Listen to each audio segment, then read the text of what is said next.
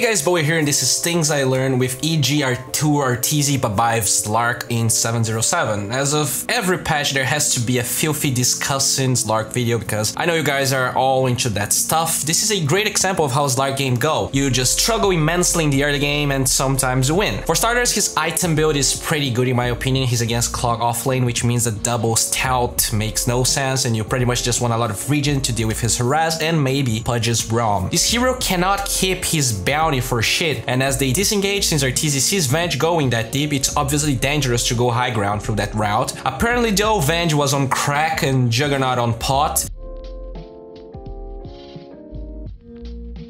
That was a clear kill, and since Jugger didn't commit, there's time for Dire to engage, and our Canadian boy dies and won. Pretty standard for a Slark game in my opinion. I feel like if he ate a tango during this whole fight, he maybe would have survived, but it's hard not to blame Jugger there. In most Slark games, you get Dark Pact level 2, but against heroes like Pudge and Clock, Dark Pact makes no sense. There's nothing to be purged, and in those cases, unless you have easy kill potential, because he doesn't lose HP, and they're against a Bloodseeker. You don't want to be low on HP, even if you're not in his lane. When Clockwork shows up and starts manning up on Arthur, you can see that Arthur didn't want it to get a kill, he just focused in the cogs, but when Clock doesn't actually disengage, he just keeps booping those heroes. You might be triggered, why isn't he using Pounce? Well, Mr. Triggered, Pounce has 20 seconds cooldown on level 1 and Cogs has 15. If he pounces, he can get trapped in the Cogs later and die to Pudge or even Clock. As the fight unfolds, you can see Cogs being used again, as I said, and at the end of the day, they get one kill and Arteezy did not suicide. Trading himself for a Pudge or Clockwork is not worth it here. Another interesting thing to note is that even though he's struggling with CS this game, he goes boots instead of Quallen Blade. Against a Pudge and a Clock that can run you down, you definitely need boots, so really nothing, no rocket science there. No CS will make up for multiple deaths in your lane. This is another footage that shows how much Arteezy holds on his Pounce. First because he risked getting stuck on Pudge's fat behind, and later because maybe he felt afraid to miss it and take Cog damage. Pudge dies, but still, Slark is not a strong hero in the early game, and when you have two heroes leeching your experience, the time period you're weaker prolongs itself for longer. Do not go for reckless plays. His supports finally leave the lane, and we see a good tip when playing against Clockwork. A lot of players try to stay away from Clock, but Arteezy does the exact opposite. Some heroes can't, but Slark is one that can. Not only he trade hits pretty well against most melee heroes, he has Pounce to get away later. He can trade hits here with Essence Shift, and as soon as Clock approaches, he goes for the trade, allowing him not only to harass Clock, but to farm the Cogs. They are pretty tasty. When he did go for that play, he had vision of Venge top beforehand. Unfortunately, he tries to go for the same play to burn the Cogs again and gets surprised by a random roaming Venge. He probably didn't Dark Pact because he would be below the thirst threshold anyways and would die to Missile, but yeah, unfortunate. Burning Cogs and farming it without taking damage is nice, but it can't put you in spots like this. One thing people need to learn about Slark is stop being ridiculously greedy with this hero. Do not buy Naked Gloves of Hate, stores Midas if you're being bullied and dying multiple times, especially if you're against a Bloodseeker. Arthur buys himself another set of tangos. Slark truly shines when he gets level 6, and that should be your biggest priority in lanes that you're struggling. Farm is secondary in those situations, because actually level 6 allows you to farm later, even if you're against a Bloodseeker. Another great thing about Slark is his night vision. While this hero is quite weak in lane, unlike most cores, he doesn't fear nighttime as much as other heroes. You can see that he sees Pudge from very far away and also has that ward that spots Venge rotating, and since he has so much vision, even without the ult to detect wards, it gets quite obvious the Dire has no vision on his tower close to it because of how Venge is moving around him. Since Arthur got Gloves of Haste in the side chop here and has vision of Venge going mid, it actually allows him to kill Clockwork. He starts with 1 boop, then 2 boops, and since he kept going for him, doesn't get pushed back. He only goes for Pounce after Cog is broke to maximize the time he can keep attacking Clock, and only after it, he Dark Pacts to get a kill. Pretty crispy. All of this was cool and all, but let's start with some direct Slark tips when playing against Bloodseeker. Usually, people know that you have to try to switch as a Slark to farm the jungle more efficiently, but when you're feeling afraid or also against a Bloodseeker, you want to try to switch 3 times. You go from Ant when you cast it, you go to Strength as you lose HP, and then you go to Agi to kill the creeps faster. This will allow you to lose less HP percentage, and that makes a lot of difference in the early game when you don't have so much HP. Another thing to note from that clip is that as Arteezy approaches the small camp, camp, he notices his passive is fading, so he pings some locations. And when he goes back to the lane, he gets the longer path instead of just going through the low ground to know exactly where the ward is. So that's pretty good. Kinda like those miracle videos I've posted recently, Slark has decent move speed, allowing him to get both bounties when the offlaner is not around, so that's pretty good. Later on, with vision from those wards showing supports rotating to Arteezy's lane as well as Clock being level 6, he decides to take the long way up to the mid lane. Naga is a hero that ever level 7, level 8, pretty much just wants to farm, so Arthur uses that time frame to team up with his Juggernaut and maybe take the tier 1 tower.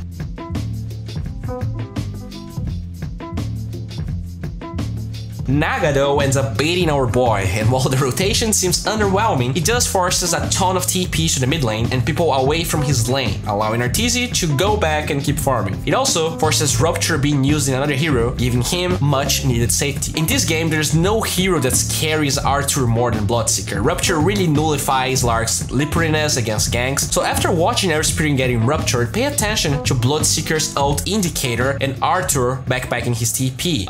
Rupture has 60 seconds cooldown, and he just keeps farming the camps with the threat switch trick I mentioned, but as soon as the ult is about to go back, boop, TP ready. Another great showing on how Arteezy is playing according to Bloodseeker is this clip here. Most players don't like to TP to help his allies when they're playing Slark in the early game, especially when they're behind, but since he was threat switching correctly, he actually feels comfortable doing it. Pay attention how Arteezy watches the fight and only goes for the TP after Rupture is spent. Not only this saves his ally, but it secures him a much needed kill for the price of a TP scroll, and with Rupture on cooldown, he can farm that area without worries as long as he keeps his threat switch trick. And boy, Arteezy knows how to play Dota. There's this overwhelming mentality of farming till I get Shadowblade, especially in games you feel behind, but with that ward revealing Bloodseeker, pay attention how he goes for the kill in such a beautiful way. He gets the high ground and uses both trees so no vision is given to Bloodseeker. By looking at his passive icon, he's 100% sure Bloodseeker has no idea the gank is coming. He makes sure to check Bloodseeker's inventory for the Blood Rage duration and maybe items that could hinder the gank, and voila. If we go back a little bit, Arthur also had vision of Clock, bottom, and Naga mid, allowing this kill to be pretty easy. Naga doesn't want to fight right now, and even with Clock's rotation, it's just not enough.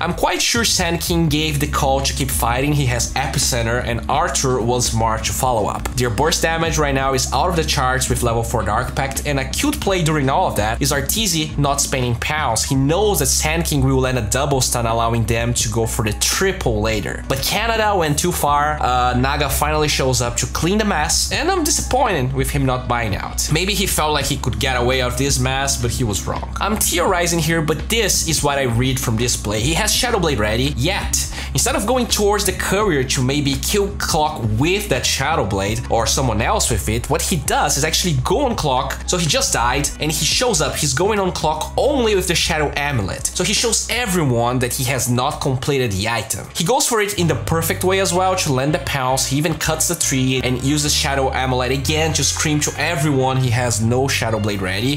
Keep tabs on the courier. As he farms those cogs, he even goes for the next wave without bringing the Claymore to him, so that maybe people play slightly more aggressive.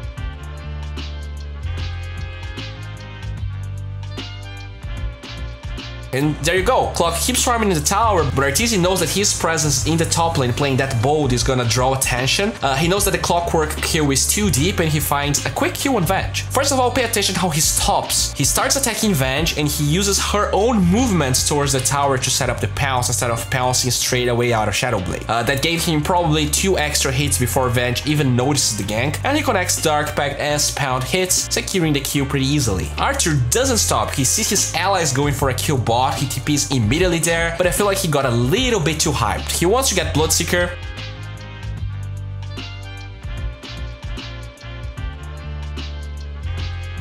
He finds Venge again, but it feels like he didn't notice the change in move speed or his icon disappearing. He probably, I don't know what happened here, but you know, pay attention to your icon, boys.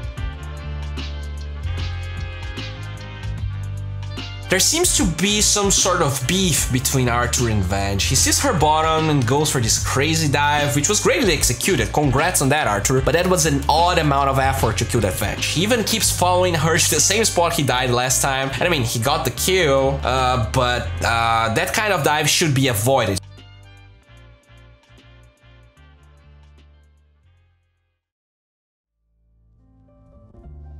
really like Arthur's posture after dying like that. Instead of TPing to a lane to do the same dive, he actually walks towards the tower. This hero is super fast anyway, so you're not losing that much time. And if he had TP ready for that dive against Bloodseeker, maybe he would have survived. So I like that he saves the cooldown for that, and for some time Arthur focused mainly in getting Linken's down. Swap, Dismember, and Rupture are pretty annoying to deal with, and as he finishes farming the last creep towards his item, he gets Approach. You can see that he immediately buys the orb, and being afraid of Bloodseeker being around, ults immediately.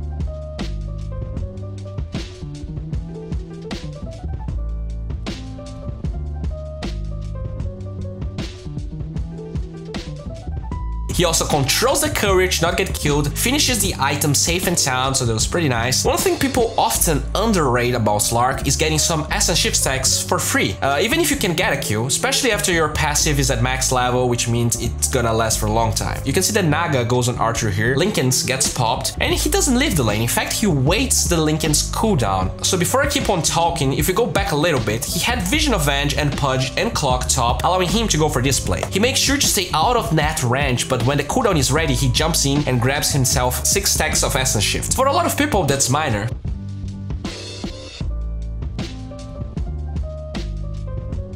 But then, thanks to his ally, they get Bloodseeker here, and now he's up to 16. And my friend, this ability snowballs crazy fast when you initiate a team fight already with some stacks on your belt. As Bloodseeker was killed at the start, this crazy play is even more encouraged since he can keep healing even when he's low HP. And there you go. Being able to get stacks in low risk situations can be the difference of getting a team wipe or dying after the second kill. So this game gets quite easy after this play. Slark doesn't seem to have changed that much in this patch. There are 2 big things I want to mention.